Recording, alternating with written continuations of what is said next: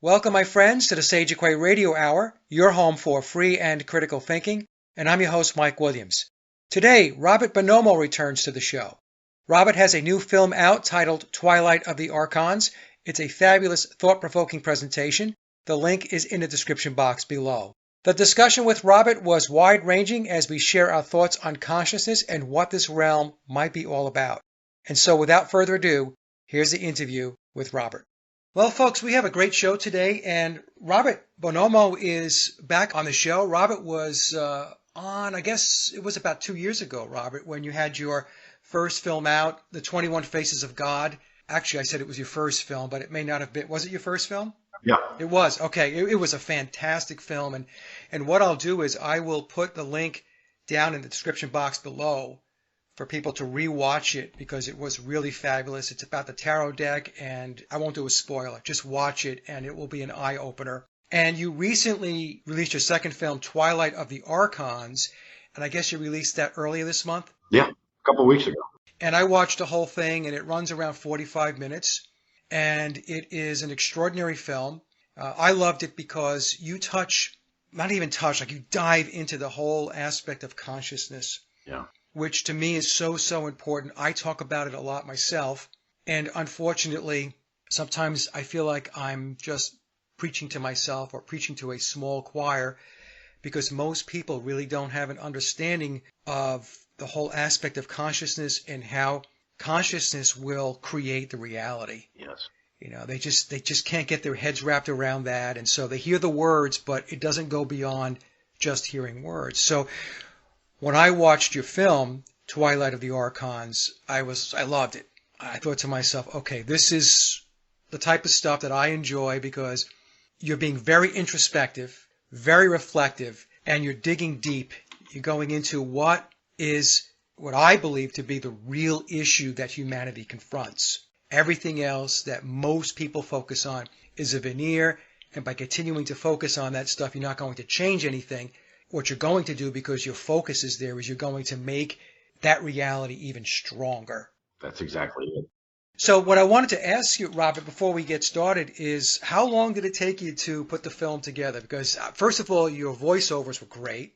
I want to say that. Thank you very much. Yeah, you did a great job with the voiceovers. How long did it take you to put the film together? The original idea I had in around 2016, it's like they both popped up. The 21 Faces of God in this film, they popped up at the same time. I almost stopped making the 21 Faces of God to go make this. I got stuck. I got stuck at the Fool. But a friend of mine pushed me. He said, no, finish it. So the idea has been percolating for 5 or so years.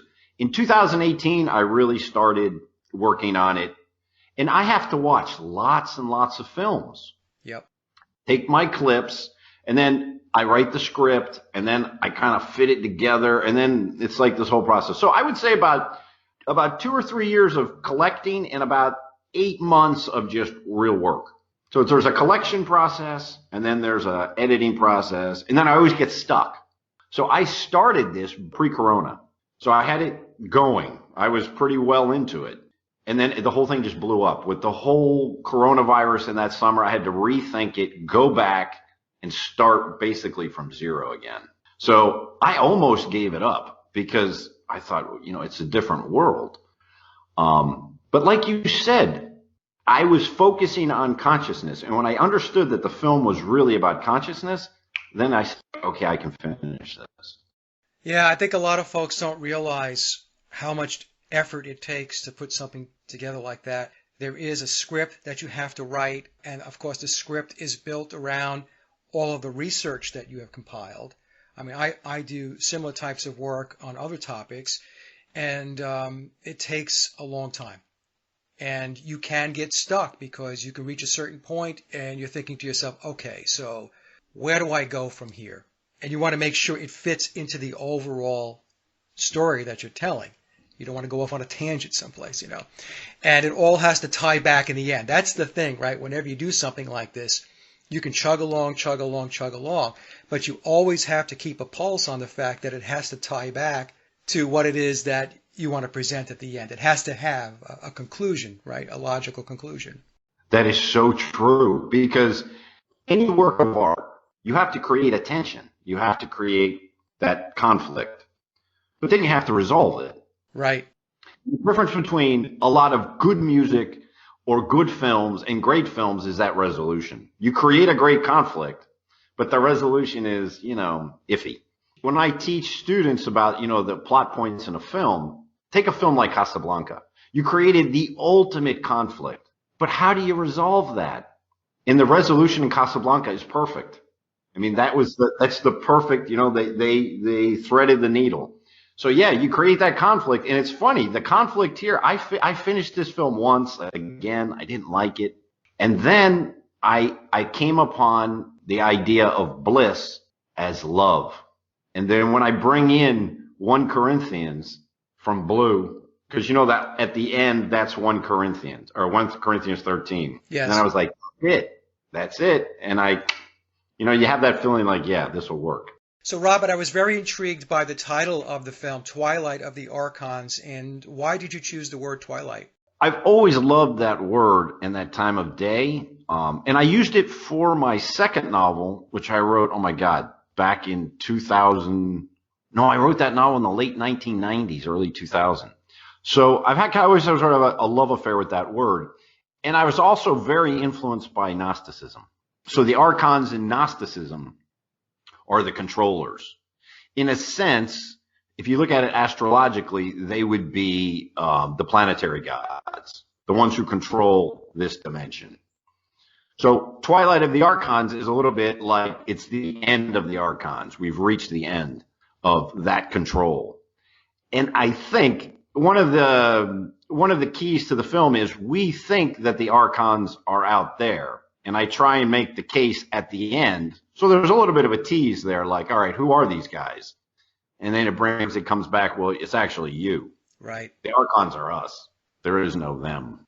Yeah, that was great because that's how I viewed it also. As I mentioned earlier when we first got started here, it's about your thoughts, it's about your consciousness, and you create your reality. So if you're going to constantly look outside of yourself, then you're always going to have the issue of not being yourself.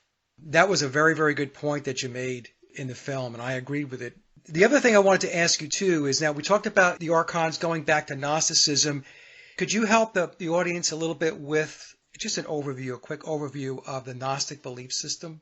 Yeah, sure. So there are a couple key elements to what we would call Gnosticism. If you go back to the original Christianity, there would be, say, mainstream traditional Christianity, which would, I guess you would say, would be completely formed and baked maybe the 3rd, 4th century. And then you had a separate Gnostic cosmology that was quite different. In the Gnostic cosmology, there are a couple elements that are key. One is the feminine. Think of it this way. There's a God beyond God, the original God. Sophia, wisdom, is connected to that God, and she creates something when she looks away from the real God, the real source. So she creates something that's disconnected. And in the Gnostic cosmology, this is very important. The world here, there's something wrong with it. It's very important in Gnosticism. Right. That there's something not right here. That's one of the big differences between, say, Gnosticism and like Vedanta or Hinduism or Buddhism.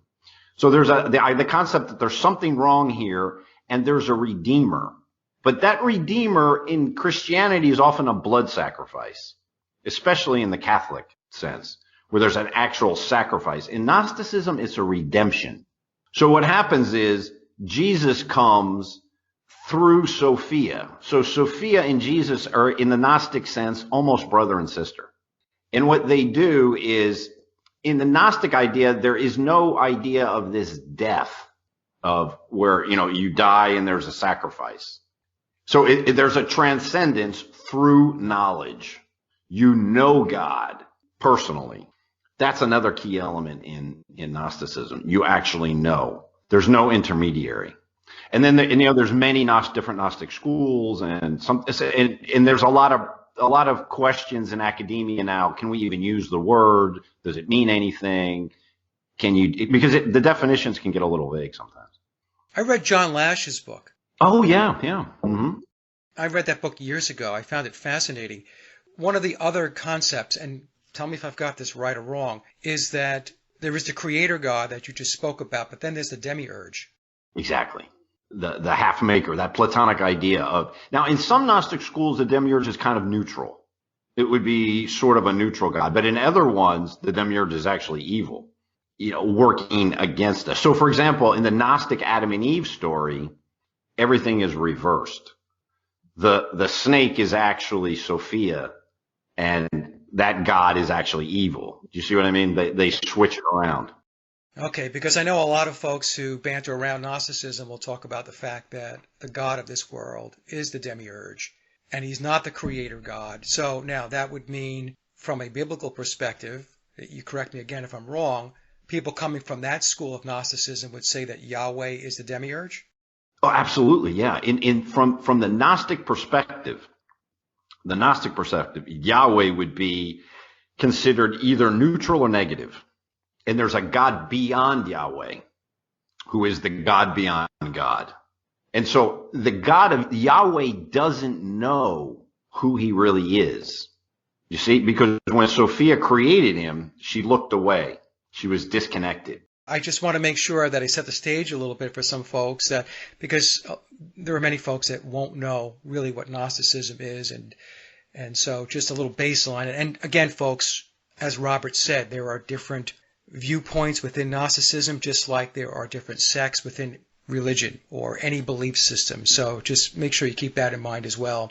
Now, Robert, to move to the whole, I think the main premise of your film, which is consciousness, what were you trying to get out to the audience with regard to consciousness? I mean, I would honestly say exactly what you said. And I liked what you said about the veneer. So this actually goes back to how we perceive. And I think for all of us, there comes a point when we realize the world out there that we see as real, no, from most of our lives, how real is that world? And this, it's just basic neuroscience, right? That, what we see, what we perceive, what we hear is a reproduction of the world out there. I mean, when you see a tree that's green, you say, okay, that leaf is green, but where is the greenness? The greenness is in our minds. Our minds create that greenness to identify it as a leaf for whatever evolutionary purposes we need to know, green and red and et cetera, right? But the greenness, the redness, this is in our minds. This is where we live. And from a philosophical standpoint, if you go back, say, to Hume, he made the point that, we never actually contact the material world. It's only through our perceptions, this picture in our mind. Now, this may seem a little bit abstract, but that's the key point. Like, are you familiar with Donald Hoffman? No. The neuroscientist? Yeah, I mean, there's a lot of people who talk about it, and this is basic science. No one will argue with this. But how well do we actually know this reality, that the base reality? We don't. We perceive it, and we have a common perception, so there is an objective reality out there somewhere, right? Because we both see the chair. But what are we actually seeing? We're seeing a reproduction of the chair in our minds, right? Right. When we touch the chair, it's an electrical impulse that goes to our brain. So when you actually see what is that reality out there, that's really what the film is trying to poke at a little bit. I don't try and get too heavy, but it's just something I want people, I think we all have to kind of come to terms with that. And if we do, then the ultimate reality is the perception, the perceiving. It's not the reality out there. And this goes even for your body when you think about it. When you look at your hand, what do you actually see? Right. You see what I mean? How much of this is real and how much is it a perception in our mind? So our mind creates an image of the hand and we see the hand move. But what is actually, you see what I mean? When you get down to it, there's a doubt there. Things get murky when you really think about this. And that's really one of the key elements in the film. It is about perception, because if it weren't, then the controllers wouldn't be attempting every single moment of the day to alter your perceptions. So they understand the whole concept of the fact that your reality is your perceptions. I find that many, many people do not contemplate very much, Robert. I'm not trying to be funny. This has been my experience. They don't contemplate anything. They don't think about purpose in life. They don't think about the construct of reality. Why are you here? What is all of this? How did all of this get here other than the simple explanation that God put it here? All of this stuff that is deeper thinking that I think more people, many more people, need to engage in. Because if we had a vast majority or a critical mass of people that did philosophize more, they were more intellectual about life, about existence, about consciousness, I think we would be on a far, far better path in our journey. Let me ask this. When the whole virus thing was introduced back about a year ago, were you surprised by how many people just fell in line with what they were told to do? Yeah, I had a fascinating experience because I was teaching. So I'm a lecturer at a university, and I think it was in the middle of February. Was it? I'm sure you've seen that. Do you remember that the thing they did at Johns Hopkins, the game? Yeah. That came out in November, right? Yep. And it started to appear on the internet, I guess, in February. I'm sure your listeners have all seen that. No, so this was a mock virus, and they actually did a mock CNN report. It was, they didn't call it CNN, but it was like a mock news report of what would happen if a coronavirus hit the world. This was November. And I showed it to my students in February when this was just starting to hit the news here, right? And I never forget them looking, and it was like this look of, but what? Are you sure this is November? And I showed them the letter from Johns Hopkins because Johns Hopkins got a lot of flack for that. And they put out a letter saying we did not predict 60 million people would die, et cetera, et cetera. And I said, yeah, so there's the virus. And, my wife's a bacteriologist. I do a lot of translating of academic papers and stuff. So, I have no problem with, the fact that viruses exist and there are viruses and bacteria and all this stuff. So that there's something out there that is what we call the virus. And there are pandemics. Of course, these things happen. And then there's the story that they tell you. Yeah. Now, what is more real? Is it the story, the virus, the pandemic, actually people dying? So when I saw all this, for me, I was putting everything in its place. Okay, yeah, there are viruses out there, and viruses do kill people.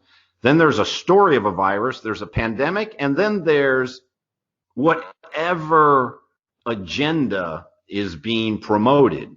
I don't know, did you read that article I wrote about, are you a clock or an orange? No, I haven't read it. It's all about this whole coronavirus thing. If folks want to check it out, it's on my website. I'll put the link down in the description box as well, Robert. And the event you're talking about is Event 201. That's exactly it, Event 201. Yeah. And watching Event 201, if anyone hasn't seen that, I'm sure most of your listeners have, but if anyone hasn't seen that, go back and watch that. And remember, look at the date and look at the names of all the people in that round table. All those names that later came up as the world's great epidemiologists, et cetera, et cetera. You have to look at things in, what is more real, the story, the actual virus? And then when you start talking about consciousness, well, when a scientist looks at a virus, what is he actually seeing? This is another, I asked my wife, who's a bacteriologist, and I said, do you actually look at viruses? She said, well, no, in the electron microscope, you can. But as a bacteriologist, I look at the results of a virus attacking a bacteria. And now, you see what I mean? That you get those layers and layers of reality. So, yeah, that's what hit me was I was able, I think, pretty early here. But that's because, you and I have been in this world for a long time, this kind of train of thought. But I think there's a lot of people who are actually, this is going to be their first sort of main contact with this whole paradigm, no? Kennedy, you could go back to 9/11, the 2008, and this is, for a lot of us, this is like the third or fourth run, but for some folks, young folks especially, this might be the first time they encounter this. So there's a real opportunity here to see reality and begin to kind of deconstruct it a little bit, Yeah, so you're saying for many folks, especially the younger folks, this would be their 9/11. Yeah, exactly. The beginning of their maybe taking the red pill to start to question things a little bit more. Absolutely, and I just want to say it's like I don't consider myself to be any kind of a guru or anything enlightened. When 9/11 happened, I was completely clueless. I started to understand 9/11 when the financial crisis happened. And I was like, what? It's just like one after another. You see what I mean? There's a process. Yeah, no, it is a process. That's the thing I try to explain to folks as well. That's why I really try not to beat up on people. It gets frustrating sometimes because you do see things, like you and I will see things, and very clearly we will say, well, okay, this is some cockamamie story they're putting out there, and others will completely buy it hook, line, and sinker. But hey, like you said, it is a process, and everybody is at their own rate and pace. And that's why I put some videos out, Robert, where I said that when we come here, we are here to experience this realm. Yes. And it's part of our development, our soul's development, and it's an individual journey first and foremost, because no community can be stronger than its individual members. So if you have weak individual members, then you're going to have a weak community. If you have strong individual members who are resourceful and skilled and so on, then you're going to have a community that reflects that base of people. In the film, you present Joseph Campbell often, and some of our folks may not be familiar with Joseph. Could you give us a little background about who he is and why it is that you brought him into the film? Well, yeah, definitely. And what Joseph Campbell, I guess, was most known for was the hero's journey. So he had studied mythology, all the world's mythology, and found a common thread. So he wrote a couple books that were quite popular, but he really came to the forefront in the late 1980s as he was dying. He did a 6-hour interview with Bill Moyers. Do you remember that? I think it was the mid-late 80s. Yep. That interview was on PBS, and it was just, oh my God, it was incredibly popular. But getting back to what you were saying about the stories, because what Joseph Campbell studied were stories. Myths are stories. And I just want to go back to that a little bit because it really is important. There are a lot of stories out there that you can buy into. And they're, like you said, it's to manipulate you. I mean, I worked in advertising. I told people stories to get them a certain percentage of them to have a desire, create a desire in them. And then a certain percentage of those people would actually act on the desire and buy what I wanted them to buy. But one of the keys to the film, and I think you would agree in life, how many stories that we believe are serving us well. And so, there's rational stories and irrational stories. I mean, some things we believe because they serve a purpose. But a lot of these stories that we believe, there's no rational basis for them. So it's like carrying around a bag of rocks. Is this story serving you? And if it's not, toss it out. There's nothing wrong with being agnostic. Like, I don't know. It's fine. There's nothing wrong with that. Yeah, otherwise you're carrying around a lot of clutter. Yeah. And are they serving you? And who is that story serving? Yeah. Because if it's not serving you, you can bet that it's serving somebody. And that's where I put the story of money in the film. I said, there's a story of money. This is what you think money is. This is what it really is. Is this story helping you? And then I try and tie in at the end, well, if money isn't what they say it is, maybe other things aren't either. But that kind of brings us back to Campbell, who studied mythology. And for Campbell, mythology was the truth in the story. That's the key concept that he said, if you believe the story is real, it's like eating the menu. The story is the menu, and it points to reality. But the fundamental reality is something you can never touch or feel or know. It has no qualities, and it has no story. That's one of the most difficult things to get. That these mythological stories point you to the base of reality, which is storyless and without qualities. And that's how we encounter the world, how we perceive the world, our consciousness, our awareness. When you really dig down, when you get down there are no stories. It's just is.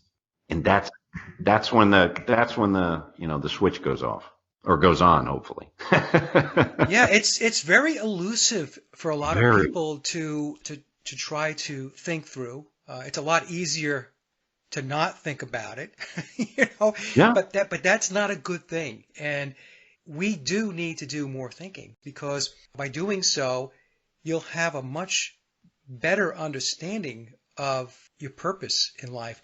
And what I have found, Robert, is so many people, they don't have a purpose. They might think they do, but if you really ask them to dig down deep and to come up with what their purpose is in life, what are they here to do, many of them will look at you with blanks in their eyes. Oh yeah, and I think it's important for people to game it out, to say, look, this is my story, this is my narrative, and it's working for me well, and I'm happy. Then great. You know, if somebody is happy, be happy, and God bless them. But if you're not happy, just basically you just feel frustrated and something's missing and something's lacking, look at your stories. And if your story came true, if it all worked out, you got the girl you loved, you got the money, you got the fame, you got the big house, the fancy car, think honestly, is there still going to be that lack? Is there going to still be something there? Well, then you have to question your stories. Yeah, that's a good point, because everybody's story is going to be different, right? No matter where you are in the pecking order. Every story is going to be different, and it doesn't really matter. What matters is the story working for you, and is it bringing you what you need? And think, if you can be brutally honest, okay, it works out perfectly. I get the number comes up 6 times in a row that I need, and I get the perfect story. Or is it really going to make you happy? Yeah. That's the key. And if not, then you've got to think back, move in. Because the key, I think, when you reach a certain age, when you're young, I think young people need to go out there and have fun and do what they need to do. Go out there and do your stuff. But then there's a point when you kind of begin to look inward and you say, well, out there it's not making me happy. So what do? Do I just live with it, become stoic and say, well, that's life? Or do I look deeper? In looking in, you can find something else. You had mentioned one of the stories in your film that I thought was great. You talked about money. Mm-hmm. And maybe you could take the audience a little bit through why the money story is so important. For me, and this is just kind of on my personal journey, one of the shocking things I found out was what money actually is. Because let's face it, in our society, money is the philosopher's stone. It has godlike qualities. And I use that scene from I love that scene in Breaking Bad when they go in the warehouse and she pulls up, that rug she has over the money. Yeah, she's in the storage unit. Yeah. And you just look at that. I mean, it was just so well done. And you look at that and you go, good God, what could I do with all that money? Right. So what is it exactly? This thing that can get you, and I'm not saying money isn't real in the sense where, you go out with $1 million and you can buy stuff. Of course you can. But what exactly is it? It's just a story that we decide to believe that runs our entire world. And the thing about the money story, it's the only story we all agree on. I mean, you could take the wildest Islamic terrorists, the Chinese communists, Putin, Trump, Nancy Pelosi, put them all in a room, and they would all agree on one thing. Cash is real. Those dollars work. That story they all agree on. So it's the one fundamental myth we all have. And it's just based on a story. How is money created? I mean, Mike, think about it this way. How many people could tell you, I teach at a business school, so I asked first-year students, what is money, define it, and how is it created? None of them can do that. I say, you're coming to business school because you want to make money, and you don't even know what it is. You don't even know how it's created. So if we don't understand that story, and we don't even know if it's really serving us well as a society, how can we expect to understand anything? That's kind of the reason I put that story in there, because it's the most powerful story there is. More than any religion. It is very powerful. People chase the paper like there's no tomorrow. Well, most people do. It's interesting, Robert, when folks would sometimes say to me, it's not backed by anything. It's a fiat money system and all that. I say, well, I disagree with that a little bit. And they say, well, what do you disagree with? And I said, it's backed by consumerism. It's backed by your belief that it's meaningful, that it's important. Yes. that is more. I was like an hour ago talking with a friend about Bitcoin, and he's a real gold bug. You know, the serious gold bugs going way back. He's like, yeah, but gold is real. I said, yeah, gold is real, but what's the difference between gold and Bitcoin? In a sense, I mean, what can you do with gold?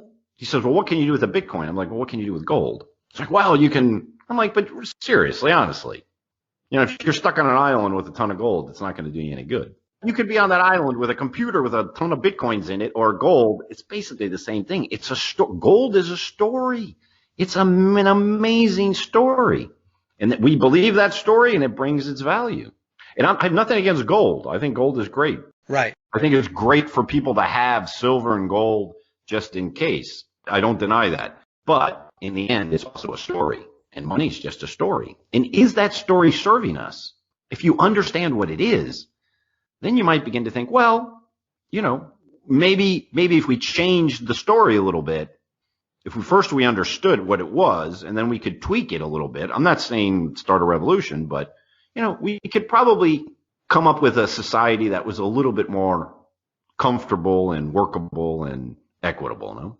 Let me ask this question. In order to do that, though, the people that control would have to relinquish their current mode of operation. In other words, they would have to say, you know what, I'm going to, or we're going to start doing things that are more beneficial to humanity. So how do you see that working? Even if everybody got more educated on this stuff, wouldn't it be contingent upon the people that actually control the mechanisms to make some changes? But the thing is, and you just did a video on the fourth industrial revolution. Yeah. It just came out. It was really good. I was watching that today. Though the way that is evolving, it's going to come to the point where work is going to stop being the way that most people at least acquire a certain base amount of money. So that's why these ideas of a UBI are starting to become very popular now. And that would be the universal base income? Yeah, exactly. And these ideas are kind of floating around. And what happens is a lot of people think, well, how are we going to pay for it? That's the big issue, right? But if you look at modern monetary theory, which is now almost mainstream, for example, in certain parts of the Democratic Party, it's basically mainstream. And it's taking over monetary thinking, in a sense. And why? It's not because all of a sudden people are waking up to what money is. It's because with this fourth industrial revolution, they're saying, well, you know, folks, we have to explain something. This is what money actually is. And we can print this stuff till the cows come home. There's no problem with printing. There's a problem with resources. So you could overprint and use up all the resources. But up till we get to that point of consumption, we can print, and we do print. So it's kind of interesting that these two ideas are coming together because there's going to come a point soon, sooner than most people think, I would say within 10, 15 years, where we're going to actually have to come up with a UBI. It's going to be necessary. And how are we going to come up with a UBI? Will money equal work at that point? No, they're just going to print it and give everyone a couple grand a month. And then over that will be what you decide to do or not do. I agree, by the way, that they're definitely moving toward a universal base income. Mm-hmm. What we're going through right now with this whole CV thing is part of the Great Reset. I mean, anybody who doesn't agree with me, all you need to do is go to the World Economic Forum, and you can go take a look at what they have published on their website. And that's Klaus Schwab. He heads that up.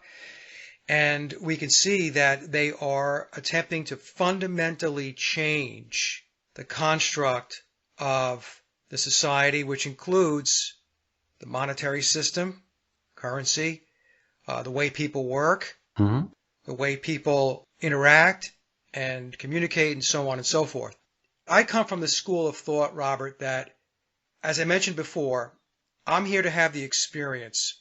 And while I'm doing it, if I see things that I don't like, if I see things that I think are concerning, I'm going to call them out. Absolutely. So when I say these things, I don't want people thinking I'm just sitting there and going along for the ride. But there is an experience that is opening up. And from a personal perspective, an individual perspective, I'm not going to be able to change everything that they have been planning for decades. Oh, yeah. It's been mapped out a long, long time. It's all project managed, and they're rolling this thing out. So there is a part of me that wants to see what happens. What is it going to be like 5 years from now, 10 years from now, 20 years from now? I just want to say that I don't think people today understand where we are in that curve. We're in the middle of this wave. So we're so in the middle of this enormous wave that we can't see how big it is. It's impossible to get perspective. I mean, you and I think we're about the same age. You and I remember travel agents. We remember taking pictures and getting them developed. Yep. We remember the phone call that you would get. That's how you communicated. You know, your girlfriend would call you, whatever, a couple times a week, and it was a big deal. It's hard for us sometimes to swallow all that change. But remember, change is exponential. This kind of change is exponential. So what we've seen happen, it almost seems like it wasn't such a big deal, right? When we look back, it's like, yeah, things changed, but it didn't seem catastrophic. But it is. The changes that are happening now, like you said, can we do anything about it? No. I mean, it's like saying, the printing press or the internet or whatever. Can you stop? Can you put the genie back in the bottle? There's no way. No. There's no way. But we have an obligation to really push back on at least some of it, because we're not going to change the overall arc of what's going to happen, but we can change it a little bit. 1 or 2 degrees now, which might not seem like a lot, but in 10, 15 years, it could be a significant difference in the final outcome. But change the overall arc of history, it's not going to happen. I was talking a little bit about teaching, and the effects on young people. Yep. It's extraordinary the effects that, for example, just social media and phones is having on their brains. Because as a teacher, you see what capacity they have to concentrate. You see the levels of anxiety, their reading habits. I mean, we're going to have a generation that doesn't read a book. Yep. And we're going to have a generation whose attention levels are going to be very short, and who are addicted to dopamine hits from, so there's the normal social interactions, the type of dopamine hit you would get, say, 20 years ago, and today is completely different. So it's going to affect the way people interact in a face-to-face way, because it's not going to give them the hit it used to, because they're used to, 300 likes on my picture in Instagram. You see what I mean? That these things we don't know. We really don't know what the outcome is going to be for kids who have had these phones since they were 10 years old. And that's something we have to think about. We do have to think about it. And you made a point earlier, which is a very good point. The thing that I've noticed, Robert, is, we will look back and then see things that are going on today, like, okay, this doesn't look right. This doesn't look good. This doesn't look healthy. But what I've found is that the young people, when I try to talk to them about some of this stuff, they look at me like I've got 3 eyeballs on my head. To them, this is perfectly okay. For most of them, they're just rolling along. In other words, they are adapting to whatever it is that's coming down the pike. The thing that they embrace is the technology. Mm-hmm. They love the technology. So I guess the point I'm trying to make is that some of them are a little skittish, some of them are nervous, but at the same time, they are adaptive, and they are adapting to whatever it is that's being rolled out. And they will look back 5 years and 10 years from now. This is kind of my assessment, my guess. I don't think they're going to give it a lot of thought. I think they're just going to say that it's just the way things evolved. I mean, does that make any sense? You think I'm crazy? No, absolutely, absolutely, because they're completely in it. I mean, I'll give you an example. I remember I went back and watched a couple TV shows from the 70s that I remembered. Like All in the Family or, these type of shows, Happy Days. And I realized the programming in those shows, and I was shocked. And, I thought, how did my parents let me watch this stuff? I mean, because there was the message, there was the little narrative in the show that was fun, but then there's all this messaging that was going on behind it. Yeah. And I was like, oh my God. So I think, like you said, when a lot of these kids, though, are going to look back and say, how did they let me walk around with a phone when I was 15, looking at, for example, allowing my social interactions to be based on a digital platform? Yeah. How did anyone let me do that? That's going to be one reaction. And the other thing I just wanted to touch on, because we didn't go into Campbell that much, but one thing Campbell talks about, tribalism. Tribalism is incredibly dangerous. Incredibly dangerous. And what's happening is we're having an increase in that form of tribalism, the dangerous kind, and it's digitally based. So what it's doing, we're seeing almost a renaissance of certain forms of nationalism, ethnocentric sort of thinking, but in a sense, the script has been flipped. Do you know what I mean? It used to be one type of person was sort of attracted to that. Now the whole other political end of things is being engulfed in this. And it's incredibly dangerous, and people don't realize what's happening. They don't see this. Are you saying that people are essentially being put into buckets?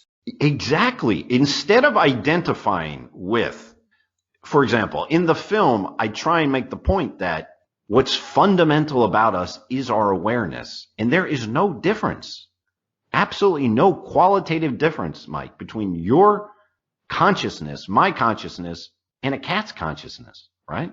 I mean, it comes through a different flavor, but that's who we are. That's what connects us. And today we're seeing in this tribalism that no, it's your gender identity, your ethnicity, your race, your social class. We're having a reversion back to that, which is incredibly dangerous. If you identify that as you, I am this sexual identity, this gender, whatever, race, etc., this creates buckets, and all those buckets can do, I mean, open a history book, is fight it out. And it's not good. It's scary. Yeah, it's segregating the masses and compartmentalizing people. And it also puts people in positions where there's all kinds of judging going on. I don't like your bucket. Right? So people will be throwing rocks at each other. And, probably from the perspective of the controllers, it's more divide and conquer. The more I can get them to be chopped up, the more buckets I have out there, the better, because then they can't unify. They can't come together to achieve some level of critical mass in order to change something. As long as I keep them separated and stuffed in different closets, then we, meaning the controllers, will be better off for it. Mike, it's absolutely 100% that's it. And here's my take on it, because I worked in digital media for about 10 years. I'm not even so sure that they were smart enough to see in the beginning that this could happen. But once they realized, oh my God, look what we can do. On the divide and conquer side, they have gone all in. Yeah. All in. And the only messaging you see now is divide and conquer. It's me against you, you against him against her, him. That's all you see. I remember even in the 70s and 80s, there was a certain sense that maybe we were making a little bit of progress on that front. No, maybe it would take time. Maybe things would change slowly. But there was a sense where we could have a common identity. And that didn't mean you couldn't go back to your ethnic roots, or you couldn't, have your sexual identity group or whatever. But there was a common identity that we were hoping would eventually kind of, you know what I'm talking about? That kind of, yep.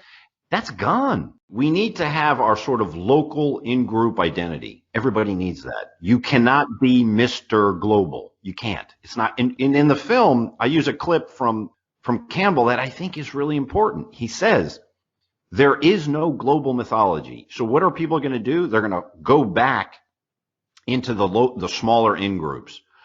In a good, what made, say, I think the United States at least work for a while was what people could have both.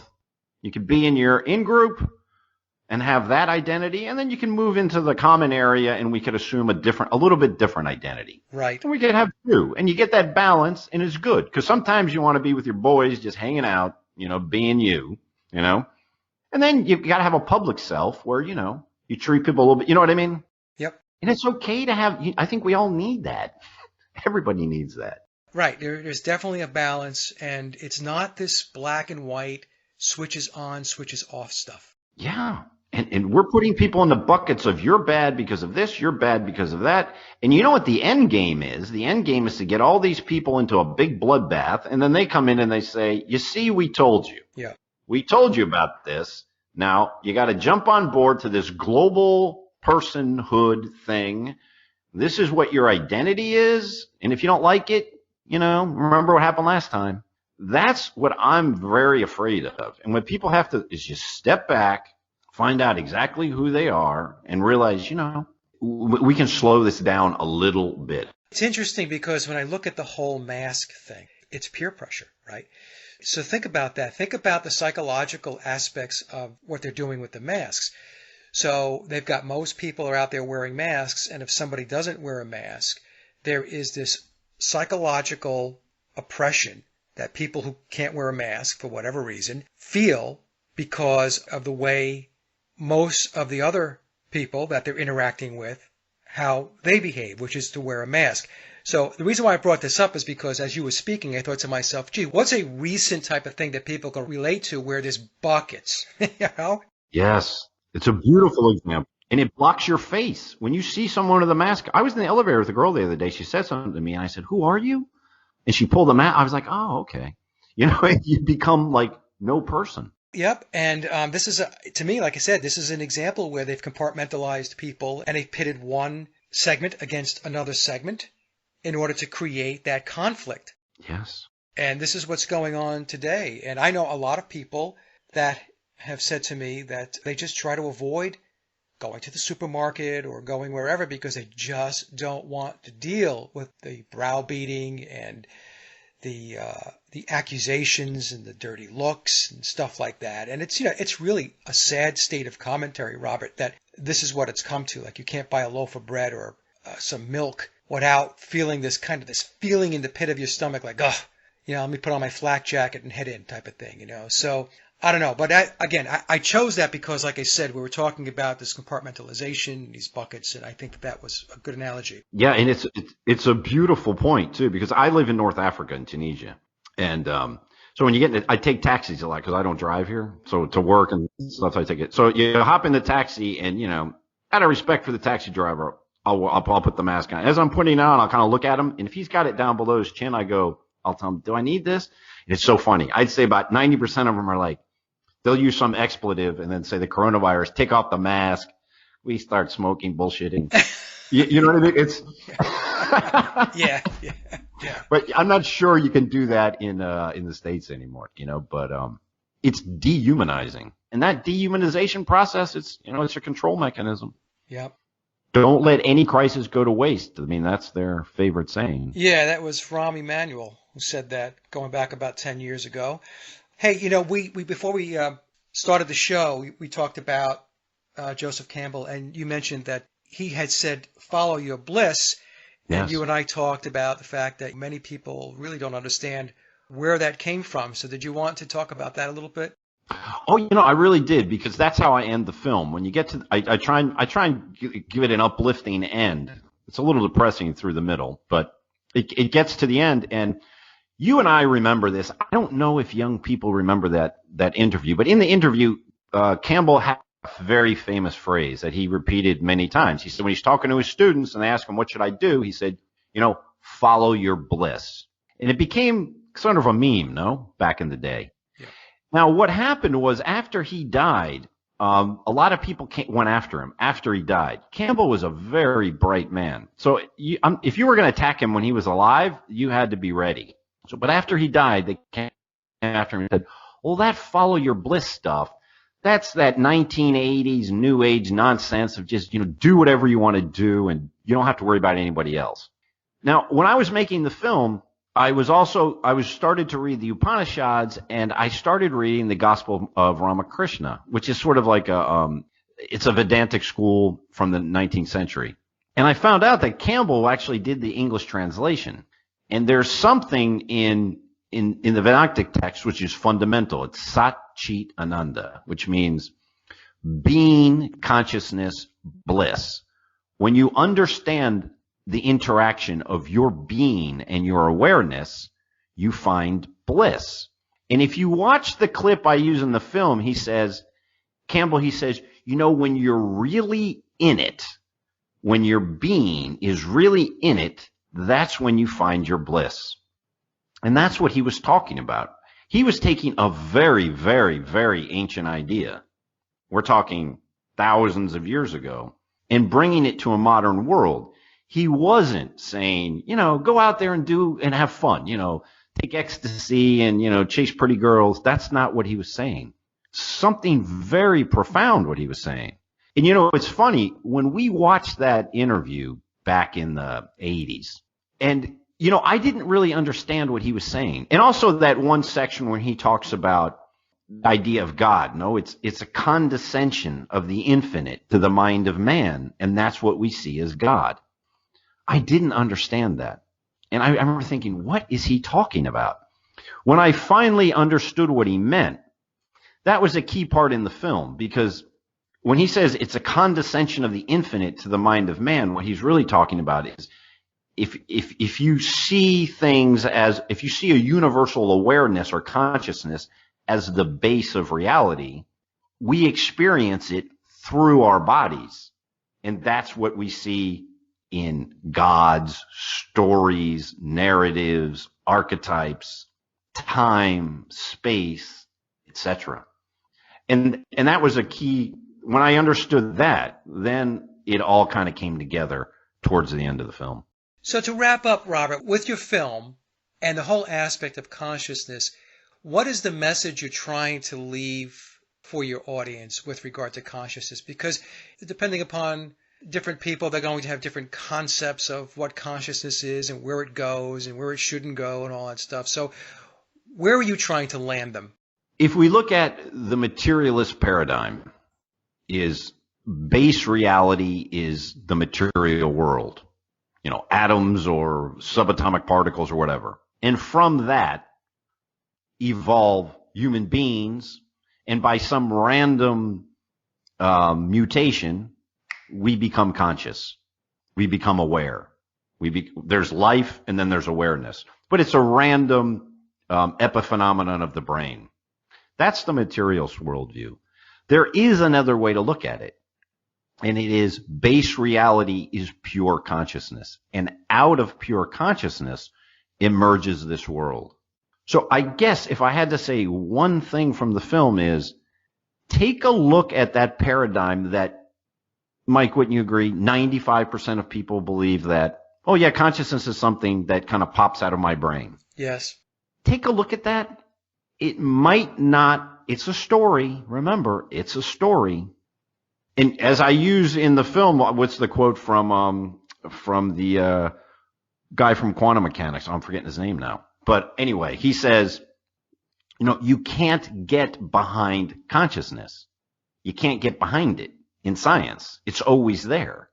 So maybe investigate awareness itself, and it might shift a little bit the way you see the world. And it's an empowering shift, because it's something that you can, not only do you interact with it, it is you. That's who we are. And when you see the world that way, there's a shift, and it empowers you. Max Planck. I'm sorry, that's who it was, from Max. Max Planck. Yes. I was trying to think of it also as you were talking. There's an interview, or a lecture, I should say, that David Lynch did, years ago back in Boston, I think it was, where he had said if you have a golf ball size consciousness, you'll have a golf ball size awareness. It's true. It is true. And I try to get that clip into some of my videos, and so people can take a listen to it. It's true. And can you get around consciousness? Is there anything that is outside of it? What are its limits? Who are you beyond just the fact that you're aware? How real is time? All these questions, when you really think about them, you might say, Bobby's going woo-woo on me. I'm not. I mean, if you get into philosophy, they call it the hard question of consciousness, because no one has solved that riddle. It's the one riddle you'll never solve. Yeah. And the thing, when there's something profound in that, because you can't solve it, because you are it.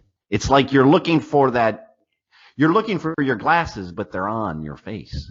There's a small percentage of folks that really try to dig into the whole concept of consciousness, and it's so outside of the mainstream, like you were saying before about consciousness, the mainstream story, right? Because we're talking about stories, is it all resides in your brain, Yeah. And, I come from the school of thought that no, it does not reside in your brain. Your brain is like a biological computer, encodes and Yeah. decodes and stuff like that. That's how I view it. So anytime you talk about stuff outside of the mainstream parameters, Robert, people are going to think you're a little bit crazy, a little loony, a little woo-woo, whatever. But hey, whatever. That's how I look at it. I think more people need to open their minds and free think some more about the whole concept of consciousness. Because there's one question I ask in the film, and I mean, it's not an original question for me, but are you in your body or is your body in you? And it's a very simple question, but if you think about it, it can kind of throw you for a loop. I mean, it's one of those simple things. It's like, okay, yeah, which one is it? Because if you decide that you are your body and you are your brain and you are those stories, okay, that's completely reasonable, and a reasonable person can believe that. But is that story, because it's a story, is that story serving you? And if you're happy, great. Don't do anything. I think if someone's happy, they should just keep doing what they're doing. But if you're not, maybe look at that story, and that little shift might help you find that thing that you feel like you're missing, Yeah. It's interesting. There's a little saying that I use once in a while where I'll say, how did it all start? Was it something from nothing, or was it nothing from something? Right? It's one of those things where when you start to think about it, you're like, what? Yeah. But it's the exact same question. It is the same question. And it's perplexing because, and is there an answer? I don't know. I haven't found it yet. I mean, but it's important for people to think about those types of things. Oh, yeah. And get away from what we referred to before earlier in the conversation, from the veneer, and try to think a little deeper. Because the veneer is not going to bring you any happiness. And just to poke a little bit at that idea of you haven't found the answer, but I think, and I'm not sure about this because I haven't solved it either, but I think the answer isn't in accepting that there is no answer. That because it's something the mind cannot solve. It's beyond the mind. Yes.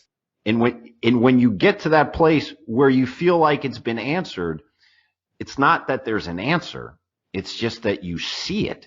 Yeah. You experience it, and then you say, that's it. But you'll never be able to explain it. You see what I mean? Yes, I do. And in fact, the whole concept that there has to be a logical whatever to whatever is presented, a particular argument or a concept, that's another bucket actually, right? Completely, because it's like saying, can the most advanced computer in the world answer the question of what consciousness is? It can't.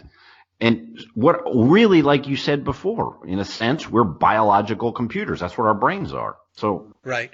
There are certain things that you're not going to find the answer to.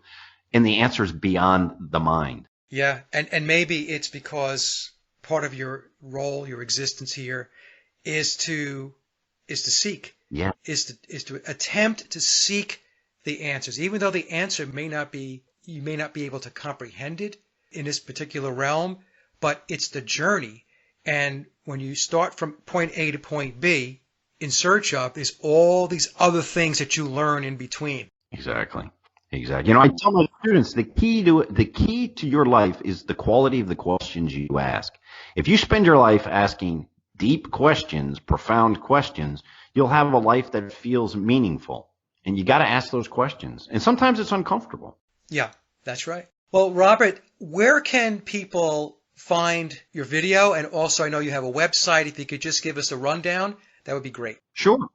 Yeah, if you just put my name into YouTube, Robert Bonomo, or you'll find it comes up quickly, Cactus Land. So Cactus Land is the YouTube channel. The film is free. It's on my YouTube channel. And I've made some shorts of it, so you can see there's a little short about banking that actually went out yesterday.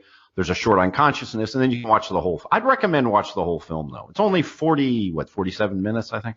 And so you'll find the 21 Faces of God there. I've rebranded everything so it's nice and neat and clean. Some of my articles, like we were talking about the coronavirus, I wrote an article. What was it called? Are you a clock or are you an orange? And that's on my website, cactusland.com. And there you have the films, you have my novels. My novels are free. You can get those. And like I said, if you watch this film and it resonates, I don't ask for donations or anything. It's free. But if you could get the word out there, if just, a link on Facebook, on Instagram or whatever, would be helpful. It'd be appreciated. Share the links. Yeah. Yep, share them. And I'll put all the links down below, Robert. This has been another fabulous discussion. We spoke last about 2 years ago when you had the 21 Faces of God out. That's another fabulous film, and I'll put that link down below too. So, and your current film, Twilight of the Archons, does not disappoint. It really is a thinking person's film, and I loved it. Thanks a lot, Mike. I really enjoyed it. You're very welcome. And that concludes another Sage of Quay interview, and I hope you enjoyed the discussion as much as I did. Links to my guests' websites and social media are listed in the description box below. And as always, I would like to thank everyone for listening and visiting the blog. You can find all my social media and web links by visiting my hub website at sageofquay.com. Also, if you get a moment, please visit laboroflovemusic.com to check out my music and album releases. And remember, live in truth and always serve creation. It's really that simple. See everyone with the next show. Be safe, enjoy, and God bless.